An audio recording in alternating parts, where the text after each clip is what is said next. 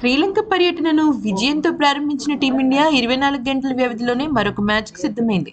పల్లెకెలె మైదానం వేదికగా ఆదివారం రాత్రి 7 గంటలకు ప్రారంభమయ్యే రెండో టీ20లో ఆతిథ్య శ్రీలంకతో అమీతుమీ తేల్చుకుంది. ఇదే వేదికగా శనివారం జరిగిన మ్యాచ్లో సమిష్టిగా రాణించిన టీమిండియా 43 పరుగుల తేడాతో విజయం సాధించింది. అయితే ఇదే జోరును రెండో టీ20లో కొనసాగించాలని భావిస్తోంది. అయితే రెండో టీ20 విజయం సాధించి మరో మ్యాచ్ మిగిలి ఉండగానే 2-0తో సిరీస్ కైవసం చేసుకోవాలన్న పట్టుదలతో ఉందన్నమాట. అయితే అనూహ్యంగా తొలి టీ20లో ఓటమి పాలైన శ్రీలంక రెండో మ్యాచ్లో గెలిచి సిరీస్లో నిలవాలని అనుకుంటోంది. అయితే సంజు శాంసన్, వాషింగ్టన్ సుందర్లకు మళ్ళీ ఇంకొకసారి నిరాశ ఎదురవబోతోంది. ఎందుకనంటే ఫస్ట్ టీ20 మ్యాచ్లో విన్నింగ్ రుచి చూసిన టీమిండియా మళ్ళీ అదే విన్నింగ్ కాంబినేషన్ ని కొనసాగించాలనుకుంటుంది.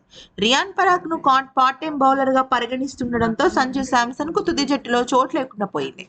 తొలి టీ20లో రియాన్ పరాగ్ బ్యాటింగ్ లో నిరాశపరిచిన బౌలింగ్ లో 3 వికెట్లు పడగొట్టాడు. ఈ క్రమంలో సంజు శాంసన్ మరొకసారి బెంచ్ కే పరిమితం కానున్నాడు.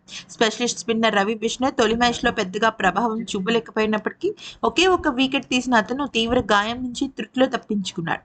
బ్యాటర్ ఆడిన షాట్ ను రిటర్న్ క్యాచ్ అందుకునే క్రమంలో అతనికి బలంగా తాకినప్పటికీ కూడా అతను మళ్ళీ కంబ్యాక్ ఇచ్చాడు.